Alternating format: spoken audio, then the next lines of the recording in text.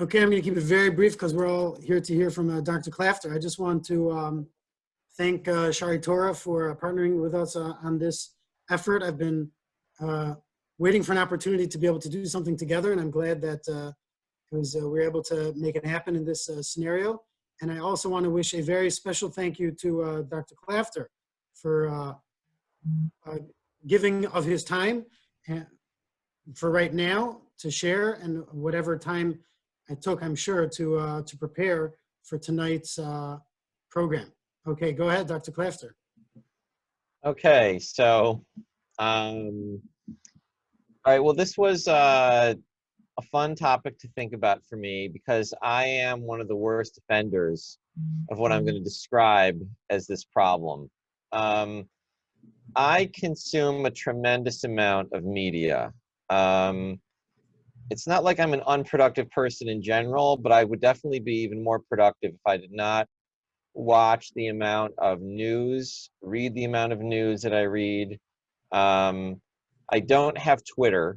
I couldn't tolerate it. So, but I really watch a tremendous and read a tremendous amount of news. I would say most days of the week, I read a significant amount from the Washington Post, the New York Times, the Wall Street Journal, and the Jerusalem Post on a regular basis. Not the entire paper cover to cover, but the articles I'm interested in.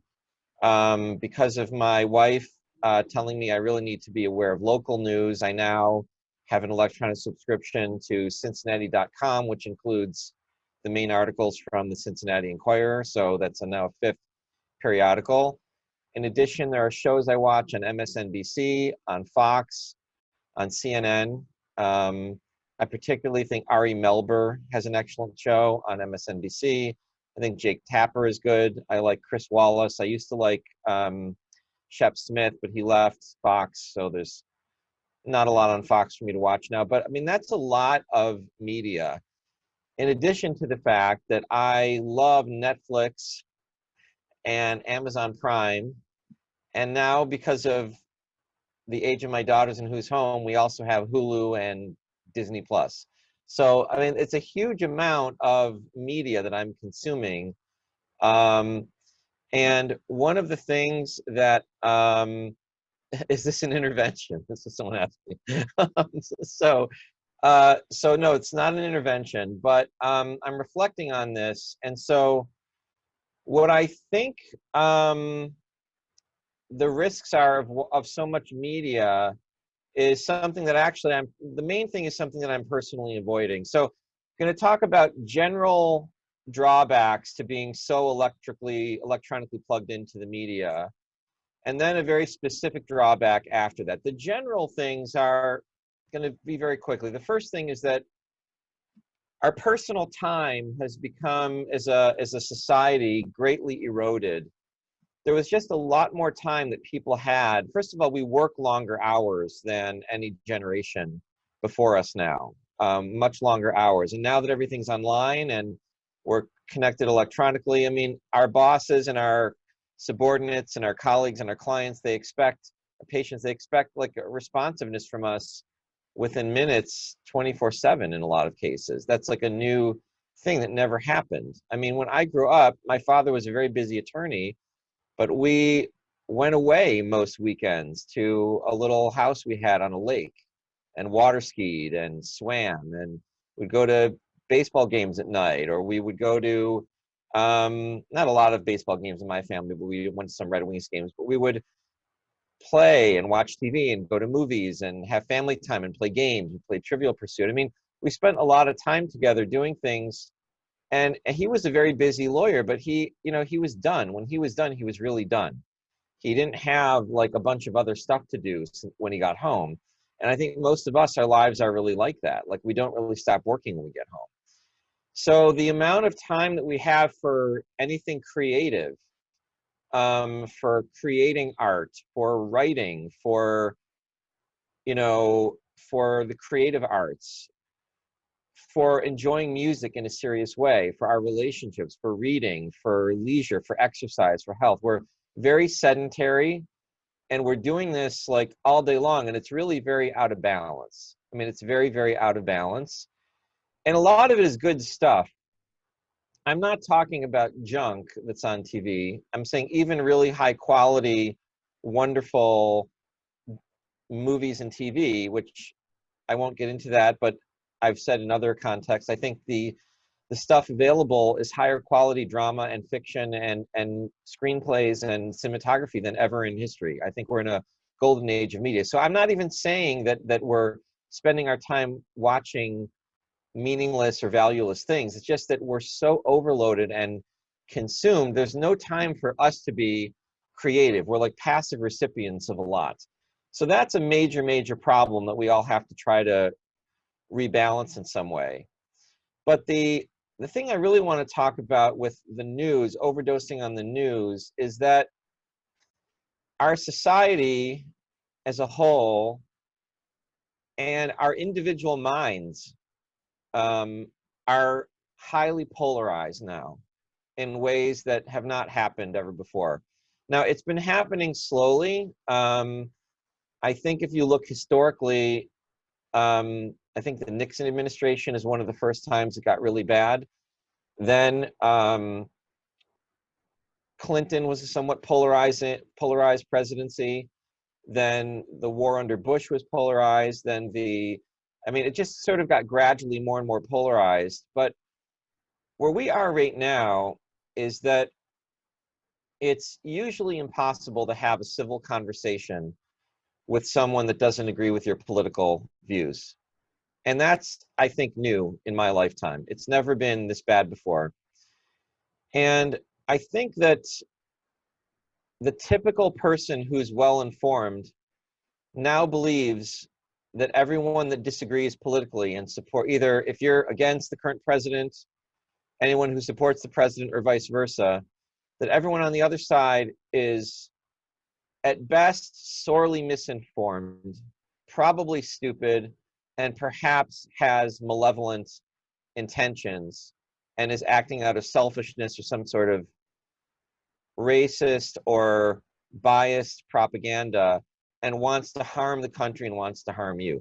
That's actually how most people, like really smart, intelligent people, how most people really view the opposition now. And it's never been like this in my lifetime. And I believe it is mostly because of the fact that when we consume lots of news, we're not actually reading news. We're consuming news opinion.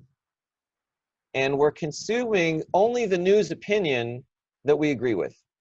That's what we're doing. We're finding shows that really speak to us and make us feel comfortable. And we look for them. We look for those shows because we feel it's the most informative, it's the best opinion out there, it's the most interesting, it's the most comfortable. We like it the most. And it's very gratifying for me to hear intelligent guests and spokespeople telling me how right I am and telling me I'm the one that really knows and telling me how everyone else is really wrong. And I think that that's what our society has fallen into. I'm really profoundly worried about it. Like, I don't know how we're going to undo this or get out of this. I had a professor of political science during college. His name is Mordechai Nissan, and he himself is a controversial man. He was one of the founders of Elon Moreh in the Shomron in Israel. He's a right-wing settler, but he was my professor of political science at Hebrew University when I was a junior. And I'm not a right-winger settler type, those who know my politics in Israel. But he said that, you know, to have a cohesive public, you can only have one newspaper. Once you have two newspapers, it's very hard for each side to talk to one another because they're living with different facts, they're living in different worlds. And now he said that before there was an internet. I mean, he said that was in, I can tell you exactly when that was. That was in February of 1990. There was no internet yet. Maybe there was like CompuServe. I don't even think there was yet. No. What am I saying? Not 1990. He said that in I've got that wrong. No, that's right. 1990. I graduated in 91. Yeah, I said that in February of 1990. So there was no internet working at that time to speak of. So he recognized back then that this is already a problem. There are too many newspapers. And he was talking about Israel where there were like two. It was like Haaretz and Mariv. That was it. And then Arutz Sheva came. Arutz Sheva was like, you know, a new thing in Israel. But he was talking about, if you read the coverage of a Knesset debate in Haaretz, and I read the coverage in Ma'ariv, then it's going to be very hard for us to have a coherent conversation about it because we've read very different facts. That has snowballed to an astronomical degree, such that people who support or oppose the current president, which really dominates everything now, that's really the dividing line. They have totally different views, not views, they have totally different facts that they're working with. Like that, they don't live in the same country anymore. They have seen different things happen. For one person, the impeachment hearings and trial was an attempt by the Democrats and whistleblowers who were patriotic and doing their duty, and they were thwarted by a cynical, aggressive attorney general and apparatus. For the other side, it was the dishonest, manipulative, conspiracy-driven, or deliberately maniacal fraud and framing by the Democrats, and the poor, beleaguered administration had to endure that, and it really harmed him, and he was an innocent victim in the whole thing. And they really see this so different. They read different evidence. You know, one side is reading all the evidence that Adam Schiff was dishonest and withheld information. The other side is reading all the evidence that Adam Schiff is doing his best to make everyone know the facts, and that it was thwarted by, you know, it was suppressed by everyone. So what's happened is each side thinks the other is like completely misinformed and out to lunch and evil. We actually now see each other as evil. I'm not exaggerating.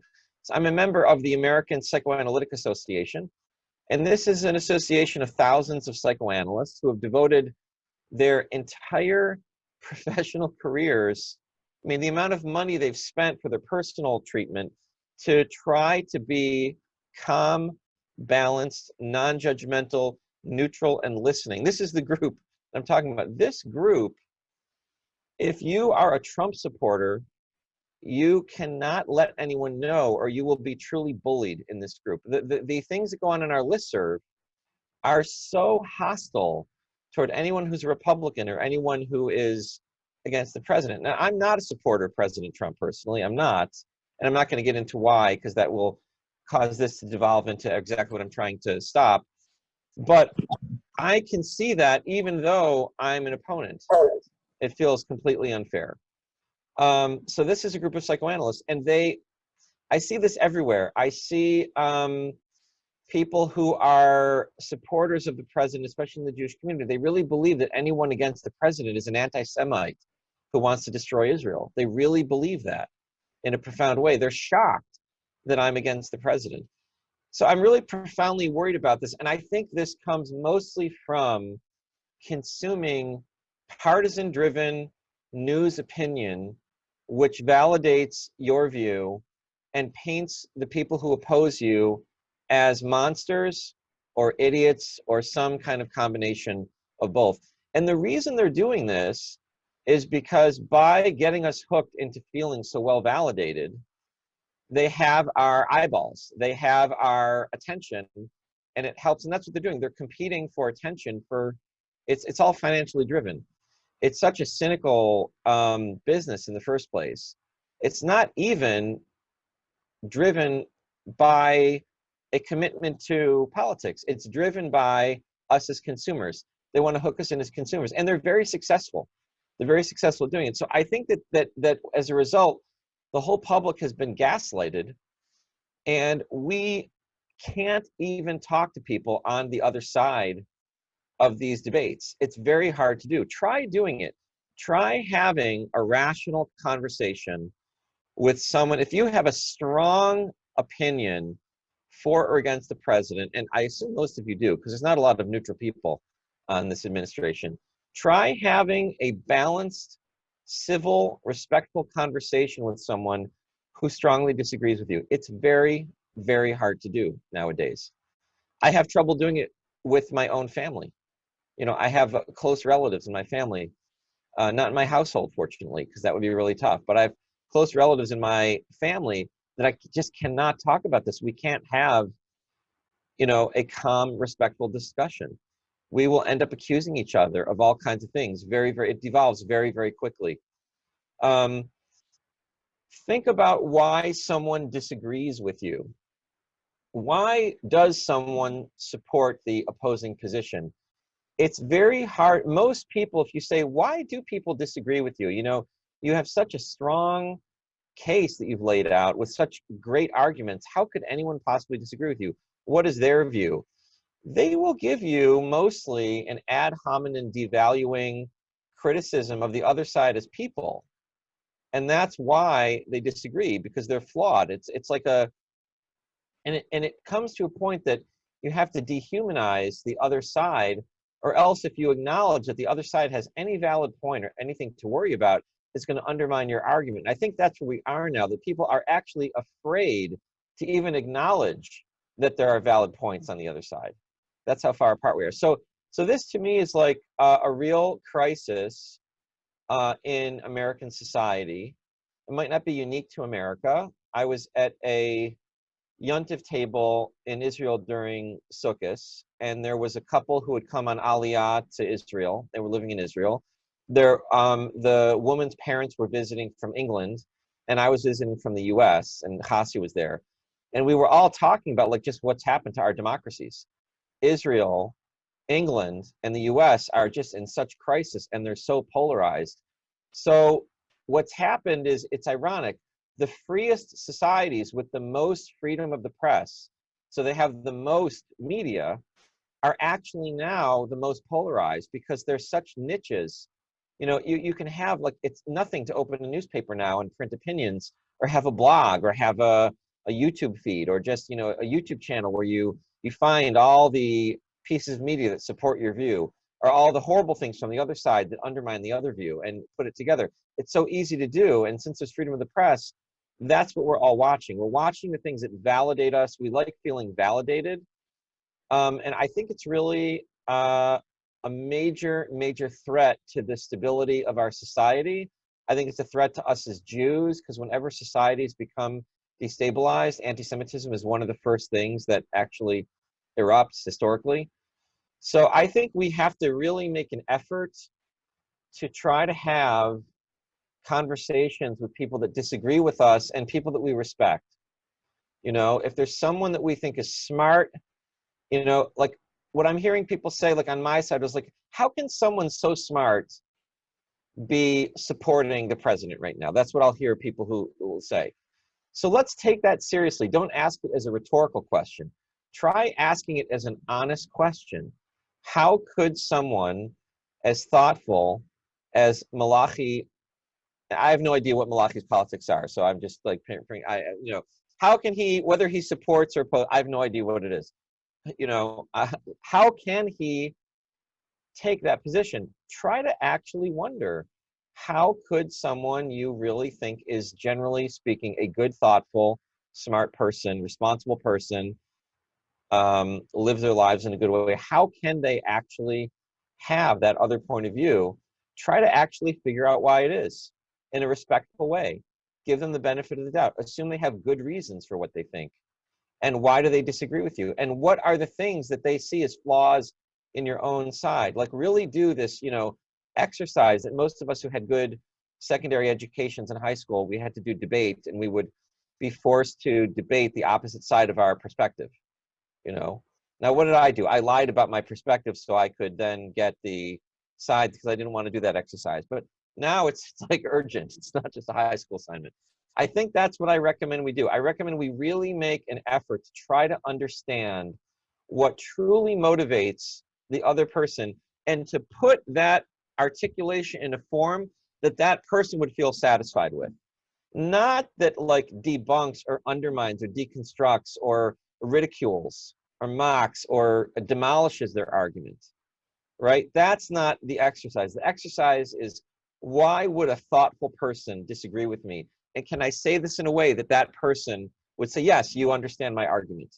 You understand my argument now.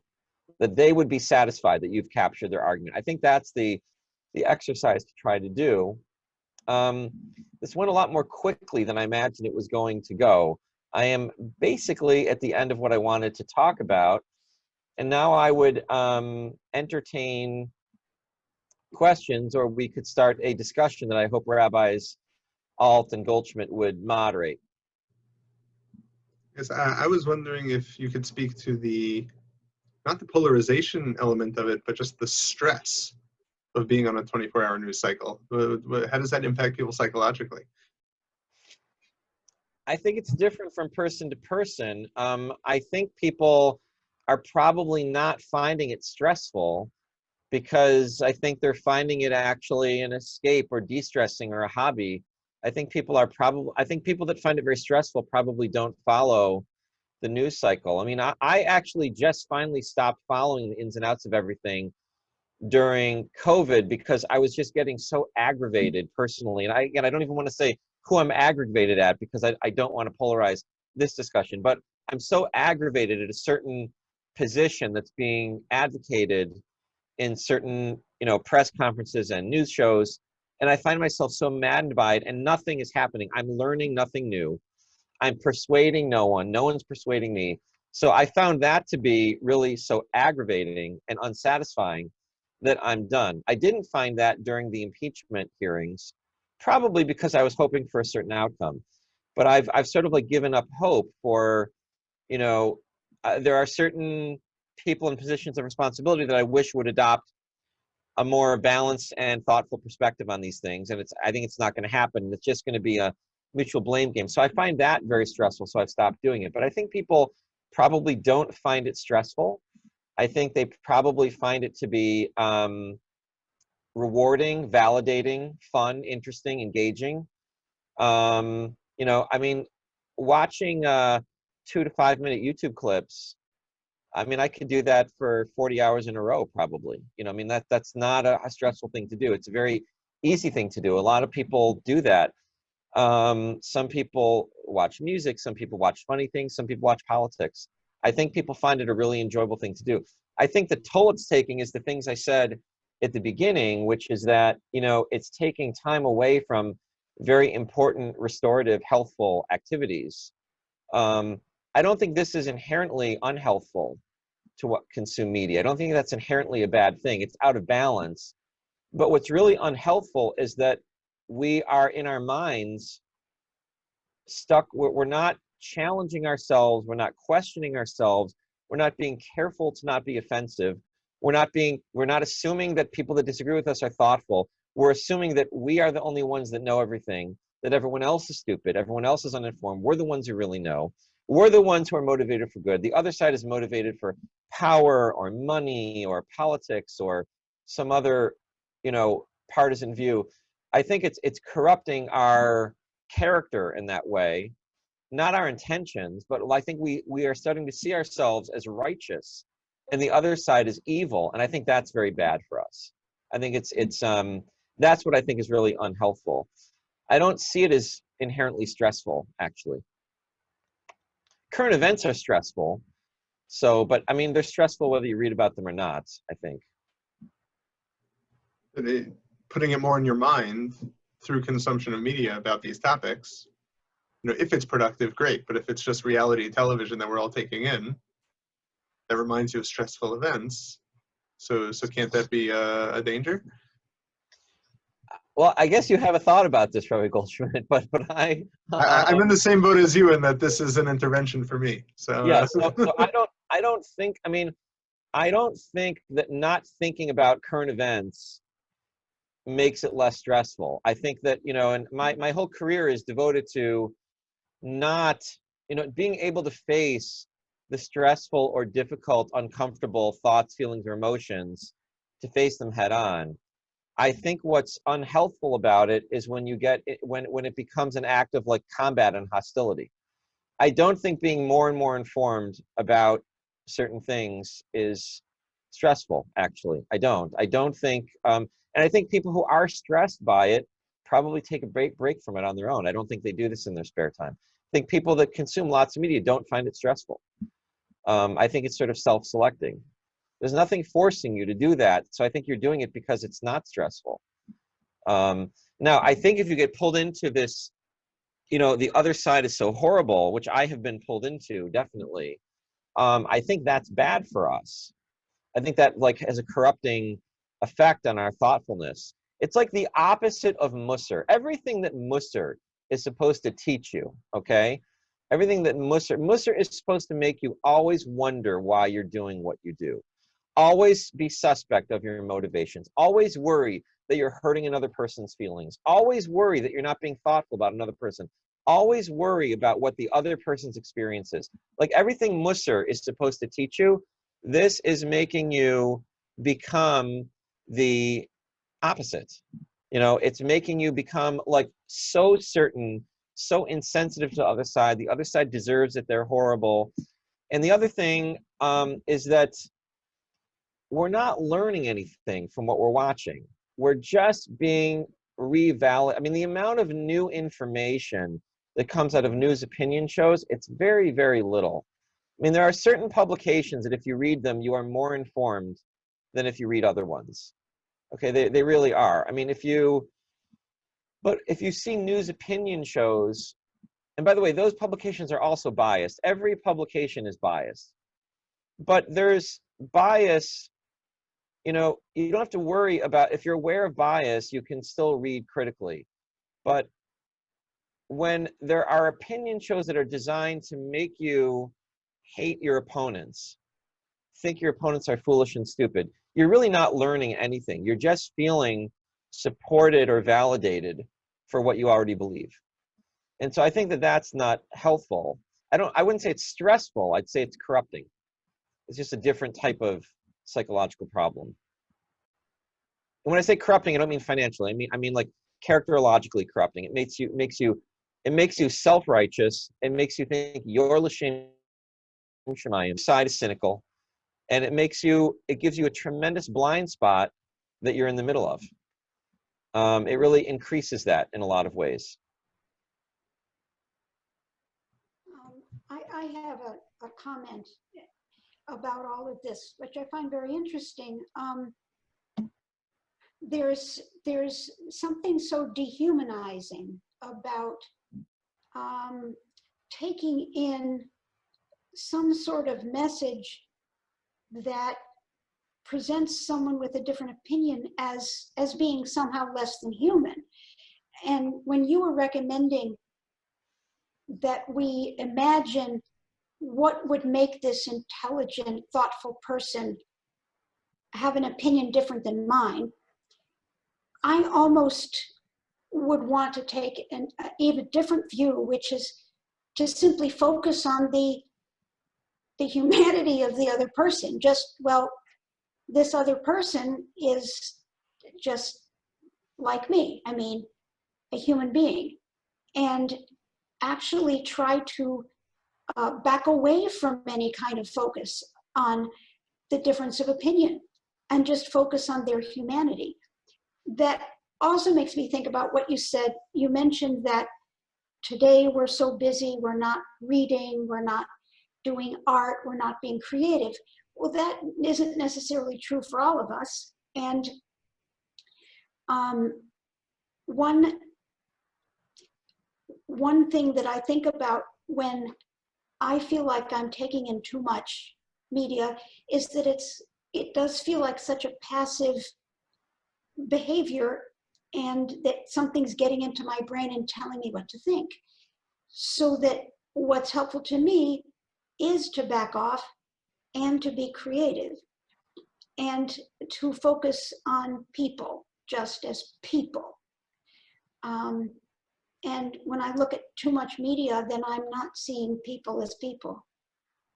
When I take walks, I do.